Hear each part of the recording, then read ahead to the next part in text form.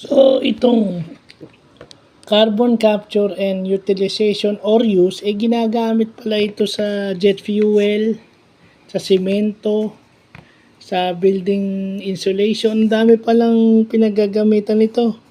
Jet fuel, pagkain ng isda. Siguro yung pang aquarium o yung pang fish pond, di ba? Marami palang silbi nito, kaya pala ginagamit itong technology na to. Kina-capture yung carbon dioxide. Alam naman natin na ang plants ay nagre-release ng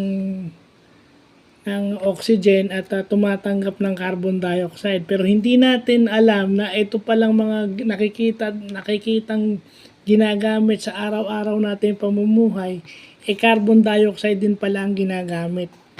Kaya pala na-develop itong carbon capture and utilization or use o yung CCU. Ito rin ang ginagamit ng mga companies, lalo na sa Europe, para yung carbon emission, para maging environment friendly sila.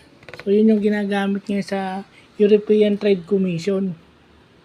So, may ginagamit siya sa products, at the same time, ginagamit din siyang sukatan para maging environment friendly yung kalakalan sa Europa. So, yun yung magandang bagay na nakikita natin, science and business.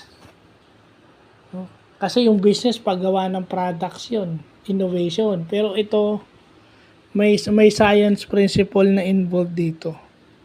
So, maganda't natututunan natin. May technology rin kasi yan. Hindi ka naman makakapag-capture ng carbon kung wala kang technology for that. So, yun lang pa.